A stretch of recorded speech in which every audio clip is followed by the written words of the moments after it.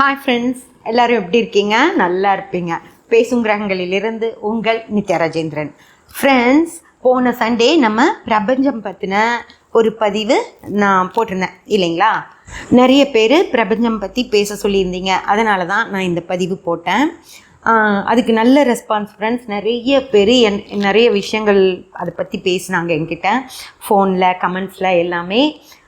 அது நீங்கள் இன்னும் எலாபரேட்டாக நல்லா சொல்லணுமா அப்படின்னு சொல்லி கேட்டுக்கிட்டாங்க. நான் எவ்வளோ முடியுமோ அவ்வளோ ட்ரை பண்ணுறேன். ஓகேங்களா? போன பதிவில் நான் என்ன சொல்லியிருந்தேன் அப்படின்னு சொன்னால், இந்த பிரபஞ்சம் எல்லாருக்குமே எல்லாமே செய்யும் அப்படின்னு சொல்லியிருந்தேன். அப்போது கடைசியாக உங்களுக்கு ஒரு இதோடு தான் முடித்தேன். அதாவது எல்லாருக்கும் எல்லாம் செய்கிற பிரபஞ்சம் ஏன் எனக்கு மட்டும் செய்ய மாட்டேங்குது அப்படின்னு ஒரு சிலர் நினச்சிட்ருக்கீங்க இல்லையா? அவங்களுக்கு ஒரு பதில் தான் இந்த பதிவு ஃப்ரெண்ட்ஸ். இந்த பிரபஞ்சம் எல்லாருக்கும் எல்லாமே செய்ய காத்துட்ருக்கு. இந்த பிரபஞ்சம் அப்படின்ற ஒரு விஷயத்தில் நீங்கள் கடவுளையெல்லாம் கூப்பிட வேண்டாம். இது இறை சக்தி அப்படின்ற விஷயம்லாம் இல்லை. அதே போல் கிரகங்களையும் நீங்கள் இதில் ஆட் பண்ண தேவையில்லை. இறை சக்தி உங்கள் கருமாவை பொறுத்து நீங்கள் என்ன பண்ணீங்களோ அதுக்கு இறை சக்தி அதுக்கான கருமாவோட இந்த உலகத்தில் உங்களை படைக்குது. இதுவும் நான் சொல்லியிருக்கேன் உங்களுக்கு. இந்த உலகத்தில் படைக்குது, அந்த கருமாவை இந்த கிரகங்கள் நிறைவேற்றி கொடுக்குது அப்படின்னு உங்களுக்கு நான் சொல்லியிருந்தேன். கரெக்டாக? இப்போது இந்த பிரபஞ்சம் விஷயத்தில் நீங்கள் இறைவனையும் யோசிக்க வேண்டாம், கிரகங்களை பற்றியும் யோசிக்க வேண்டாம். அது பாட்டுக்கு அது அங்கே இருக்குது, அவர் பாட்டுக்கு அங்கே அவர் மேலே அவர் வேலையை பார்த்துட்ருக்காரு. உங்களுக்கு அவங்க ரெண்டு பேரும் இதுக்குள்ளே வரவே மாட்டாங்க. அதுதான் பிரபஞ்சம். நான் உங்களுக்கு போன பதிவிலேயே சொல்லியிருக்கேன் பிரபஞ்சம்னா என்னன்னு. நமக்கு எதிரில் இருக்கிறது எல்லாமே பிரபஞ்சம். அந்த எதிரில் இருக்கிறதுக்கு நம்ம பிரபஞ்சம், அவ்வளவுதான். வேறு ஒரு டெஃபினேஷனும் இல்லை இதுக்கு. சரி, ஒரு பெரிய நரம்பு போயிட்டுருக்கோம், அதிலிருந்து சின்ன சின்ன கிளை நரம்புகள் இருக்கும், அதிலிருந்தும் சின்ன சின்ன கிளை நரம்புகள், அதிலிருந்தும் சின்ன சின்ன கிளை நரம்புகள், அப்படி போயிட்டுருக்கோம் இல்லையா? அந்த மாதிரி தானே ஒரு நெட்வொர்க் இருக்கும். இந்த உலகத்தை அப்படியே ஒரு நெட்வொர்க்கால் இந்த பிரபஞ்சம் இணைச்சி வச்சுருக்கு. ஓகேங்களா? அப்போது அந்த பிரபஞ்சம் என்ன பண்ணுது அப்படின்னா, போன பதிவில் நம்ம ஒரு வயசானவருக்கு நரம்பு சுருண்டுருச்சு, அதுக்கு ஒரு பையன் அவங்க ஆஃபீஸில் வேலை ஒருத்தருக்கு அந்த மாதிரி ஆச்சு, அவர்கிட்ட இருந்து டாக்டர் நம்பர் வாங்கி இவருக்கு கொடுத்து இவர் அவரை போய் பார்த்து சரி ஆயிடுச்சு அப்படின்னு நான் சொன்னேன்னா, இப்போது அந்த பையன் அவருக்கு ஹெல்ப் பண்ணிட்டான். இப்போ அவர் யாருன்னே தெரியாது. அவங்க அம்மா ஒருத்தங்களை சொன்னாங்க, அவங்களுக்கு நம்பர் வாங்கி கொடுப்பான்னு கேட்டாங்க. அந்த பையன் எப்படியும் ஒருத்தருக்கு ஃபோன் பண்ணியிருப்பான், இன்னும் 2 பேர்த்துக்கு ஃபோன் பண்ணியிருப்பான், அவங்கக்கிட்ட கேட்டிருப்பான், அவங்க கொடுத்துருக்க மாட்டாங்க, திரும்பியும் ஒரு தடவை ஃபோன் பண்ணி கேட்டிருப்பான், அவங்களுக்கு அதை ஞாபகப்படுத்தியிருப்பான். அப்புறம் அவங்க அதுக்கிட்ட இருந்து வாங்கி அப்புறம் இவருக்கு கொடுத்து அவருக்கு கொடுத்து ஒரு வேலை நடந்துச்சு. இப்போ இந்த பையன் இதுக்கு சலிச்சுட்டு, போமா வேறு வேலை இல்லை உனக்கு, நான் ஃபோன் நம்பர்லாம் வாங்க முடியாது, அது யார் நடந்தது, அது யார்கிட்ட இருக்குதுல்ல, அவரை கேட்டால் அவர் இல்லைன்றாரு, அதெல்லாம் வாங்க முடியாது அப்படின்னு சொல்லியிருந்தாலும் அதை வாங்கி கொடுக்காம விட்டுருந்தாருன்னு வச்சுக்கோங்களேன். அந்த பையன் ஒரு விளையாட்டு வீரர், டெல்லியில் நடக்கிற ஒரு போட்டிக்காக போகிறார் ஃப்ரெண்ட்ஸ். ஓகேங்களா? அங்கே போனவருக்கு என்ன ஆகுது அப்படின்னா, அந்த வெயிட்டு அந்த மாதிரிலாம் செக் பண்ணுவாங்களா. இவர் இங்கே சென்னையிலேருந்து டெல்லி கிளம்பி ட்ரெயினில் போய் ஒரு டயர்டில் சரியாக சாப்பிடாம எல்லாம் பண்ணதுனால அவரோட வெயிட்டில் ஒரு கிலோ குறைஞ்சி போயிடுச்சு. அதனால் உனக்கு வெயிட் பத்தலை, நீ இந்த காம்படிஷனில் கலந்துக்க முடியாது அப்படின்னு சொல்லிடுறாங்க. உடனே அவர் என்ன பண்ணுறதுன்னு தெரியாமல் தவிச்சு போய் அவங்கள பார்க்குறாரு, இவங்களை பார்க்குறாரு, எல்லாம் பார்க்குறாரு. அப்படியெல்லாம் பார்க்கும்போது அங்கே ஒரு தமிழர் அதிகாரியாக இருக்கார். அவர் என்ன சொல்கிறார், இல்லை அந்த வெயிட் மிஷினில் பிரச்சனை, வா நான் உன்னை இன்னொரு இதில் கூட்டிகிட்டு போயேன், நில்லு பாருன்னு சொல்லி அவரை கொண்டு போய் இன்னொரு வெயிட் மிஷினில் ஏற்றி நிறுத்துறார். அந்த மிஷினில் அவருக்கு சரியான வெயிட் காட்டுது. உடனே யார் அவரோட அதிகாரியோ கோச்சோ அவரை கூட்டிகிட்டு பாருங்கள் சரியாக இருக்குன்னு சொன்னதும் எல்லாருக்கும் முன்னாடி அதை கண்ணில் பார்த்துட்டு அவரால் ஒன்றும் பண்ண முடியல, அவங்க உள்ளே விட்டுடுறாங்க. ஓகேங்களா? அவர் உள்ளே போயிட்டார். அந்த அதிகாரியோட பொண்ணுக்கு காலேஜில் ஒரு சீட்டுக்காக இவங்க வெயிட் பண்ணிகிட்ருக்காங்க. அப்போ என்னாச்சு அப்படின்னா, அந்த பொண்ணுக்கு சீட்டு முடிஞ்சிடுச்சுமா, உன்னோட தான் கடைசி முடிஞ்சிடுச்சு, அவங்க எடுத்துட்டாங்க, உனக்கு இல்லை அப்படின்னு திருப்பி அனுப்பிடுறாங்க. அந்த பொண்ணு வீட்டில் ரொம்ப மன கஷ்டம் தான், அந்த காலேஜில் தான் படிக்கணும்னு இருந்திருக்காங்க. அவங்களுக்கு அது கிடைக்காம ரொம்ப மன வருத்தத்தில் இருக்காங்க. அப்போ இந்த அதிகாரி அன்னைக்கு இந்த காம்படிஷன் எல்லாம் முடிஞ்சு வீட்டுக்கு போகிறப்போ அந்த பொண்ணு அவ்வளோ சந்தோஷமாக இருக்காங்க. அப்பான்னு கட்டி பிடிச்சிக்கிறாங்க.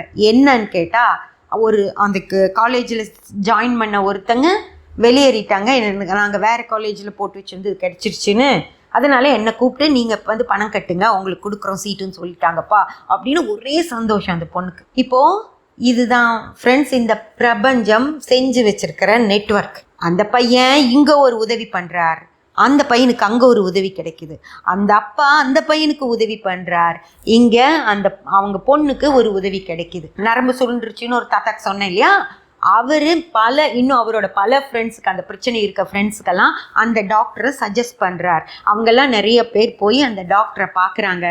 அந்த டாக்டர் மாதம் ஒரு நாள் ஒரு கிராமத்தில் போய் இலவச மருத்துவ முகாம் நடத்துகிறார். இலவசமாக நிறைய மருந்துகள் மக்களுக்கு கொடுக்குறார். அந்த கிராமத்தில் பிறந்த ஒரு பையன்தான் அவங்க டெல்லி காலேஜில் இடம் கிடச்சி படிக்க முடியாது, அந்த சீட் எனக்கு வேண்டான்னு சொல்லி நிராகரிக்கிறார். அந்த சீட்டு அந்த பொண்ணுக்கு கிடைக்குது ஃப்ரெண்ட்ஸ். இப்படி பிரபஞ்சம் ஒரு நெட்வொர்க் அப்படின்னு சொல்லி ஒன்று உருவாக்கி வச்சிருக்கு. அதில் தான் நம்ம எல்லாருமே இருக்கிறோம். ஓகேங்களா? நீங்கள் இங்கே ஒன்று பண்ணிங்கன்னா உடனே அந்த தாத்தா உங்களுக்கு திருப்பி பண்ண தேவையில்லை. அந்த பையன் ஃபோன் நம்பர் வாங்கி கொடுத்தா தாத்தா அந்த பையனுக்கு திரும்பி பண்ண வேண்டியதில்லை. டெல்லியில் ஒரு அதிகாரி பண்ணுவார். டெல்லியில் ஒரு அதிகாரி பண்ணார் அப்படின்னா அவர் பொண்ணுக்கு இந்த கிராமத்தில் இருக்கிற ஒரு பையன் உதவி பண்ணுறான். அந்த கிராமத்தில் இருக்கிற ஒரு பையனுக்கு ஒரு டாக்டர் குடும்பம் உதவி பண்ணுது. அந்த டாக்டருக்கு நிறைய கிளைண்ட்ஸை தாத்தா அனுப்பி வைப்பார். அந்த தாத்தா யாருன்னா இந்த பையன்கிட்ட இருந்து உதவி வாங்கினவர். இந்த மாதிரி இப்படிக்கா சுற்றி அப்படிக்கா சுற்றி ஒரு உதவி நமக்கு கிடைக்க அந்த பிரபஞ்சம் நமக்கு செய்யும் ஃப்ரெண்ட்ஸ். ஓகேங்களா? என்ன அப்படின்னு சொல்லி பார்த்தீங்கன்னா, நீங்கள் அந்த ரிலேயில் இருக்கணும். ஒரு ரிலே இது. ஓகேங்களா? அதாவது நம்முடைய கடமை அப்படின்னு சொல்லி நமக்கு ஒன்று இருக்குது. அதாவது அடுத்தவங்களுக்கு உதவி பண்ணுறது நம்மளுடைய கடமை. அந்த கடமை ஒரு பால் மாதிரி நம்ம கைக்கு வரும். இந்த பக்கம் யார் இருக்காங்கன்னு தெரியாது, இந்த பக்கம் யார் இருக்காங்கன்னு தெரியாது. ஆனால் அந்த பாலை எடுத்து இப்படி போடுவாங்க நம்ம கையில். அதை நம்ம இப்படி பிடிச்சிக்க கூடாது. அந்த கிடைச்சதை நம்ம யூஸ் பண்ணிட்டோமா, நம்மளால் என்ன முடியுமோ அதை அடுத்தவங்களுக்கு கொடுக்கணும். புரிஞ்சுதுங்களா? அந்த மாதிரி இப்படி வாங்கி இங்கே வச்சுக்காம இங்கே தேவையை யூஸ் பண்ணிக்கிறோம். முடிஞ்சதும் நம்மளால் இன்னொருத்தருக்கு உபயோகமாக இருக்கணும். அதனால் இங்கே வாங்கி இங்கேருந்து இப்படி இப்படி இப்படி இப்படி பாஸ் பண்ணிக்கிட்டே போகணும். அதுதான் இந்த பிரபஞ்சம் நம்மளுக்கெல்லாம் காட்டுது ஃப்ரெண்ட்ஸ். ஓகேங்களா? நம்ம ஒருத்தருக்கு உதவினமே, அவங்க நம்மளுக்கு திருப்பி ஒன்றுமே செய்யலை. நான் எத்தனை பண்ணியிருப்பேன் அவனுக்கு. நீங்கள் சொல்கிறீங்களா இல்லையா? அதை பண்ணேன், நான் இதை பண்ணேன், ஆனால் அவங்க ஏதாவது நமக்கு பண்ணாங்களா, நினச்சி பார்க்குறாங்களா அப்படின்னு சொல்லுவோம். கரெக்டு தான். ஆனால் அவங்க நமக்கு கொடுக்கணும்னு அவசியமே இல்லை. யாரோ நமக்கு கொடுப்பாங்க. ஓகேங்களா? யாரோ கொடுப்பாங்க, அதை வாங்கி நம்ம இப்படி கொடுக்கணும். ஓகேங்களா? நீங்கள் இப்படி அந்த ரிலேயில் இருந்துக்கிட்டே இருக்கணும். இதை வாங்கினேன், இங்கே யூஸ் பண்ணேன், உடனே திருப்பி கொடுத்தேன், வாங்கினேன் யூஸ் பண்ணேன் திருப்பி கொடுத்தேன், வாங்கினேன் யூஸ் பண்ணேன் திருப்பி கொடுத்தேன் அப்படின்னு இருக்கணும். வாங்கி இப்படியே வச்சுக்கிட்டு அங்கே கொடுக்க மாட்டேன்னு நீங்கள் இருந்தீங்கன்னு வச்சுக்கோங்க, பிரபஞ்சம் அப்படி ஒரு கை வச்சு உங்களை தள்ளிடும். நீ தேவையில்லை போ அப்படின்னு சொல்லிட்டு. அதுக்கப்புறம் உங்களுக்கு எதுவும் செய்யாது. நீங்கள் அடுத்தவங்களுக்கு செய்ய ரெடியாக இருந்தீங்க அப்படின்னா பிரபஞ்சம் உங்களுக்கு என்ன வேணாலும் செய்ய தயாராக இருக்கும். அதாவது பிரபஞ்சம் கிட்ட இருந்து நம்ம எடுத்துக்கிற விஷயங்களை திருப்பியும் கொடுத்துடணும், நம்மளே வச்சுக்க கூடாது ஃப்ரெண்ட்ஸ். இதுதான் பிரபஞ்சம் உங்களுக்கு தரும். நீங்கள் இந்த பிரபஞ்சத்துக்கு கொடுக்க தயாராக இருக்கீங்க அப்படின்னா இந்த பிரபஞ்சம் உங்களுக்கு என்ன வேணாலும் செய்ய தயாராக இருக்கும். நீங்கள் கொடுக்க தயாராக இல்லை அப்படின்னா இந்த பிரபஞ்சமும் உங்களுக்கு எதுவுமே கொடுக்காது. இப்போ உங்களுக்கு இந்த விஷயம் ஏன் பிரபஞ்சம் சிலருக்கு கொடுக்குது சிலருக்கு கொடுக்கறது இல்லை அப்படின்னு சொல்லி உங்களுக்கு இப்போ புரிஞ்சிருக்கும் இல்லைங்களா? அதனால் பிரபஞ்சம் கிட்டேருந்து எல்லாமே வாங்கிக்கிறவங்களா நீங்கள் இருக்கணுமோ தவிர பிரபஞ்சம் ஒன்றுமே கொடுக்காதவங்களா நீங்கள் இருக்கக்கூடாது. ஓகே, ஏன் பிரபஞ்சம் நமக்கு கொடுக்கணும் அப்படின்னு சொல்லி யோசிச்சு பாருங்க. எதுக்கு கொடுக்குது பிரபஞ்சம்?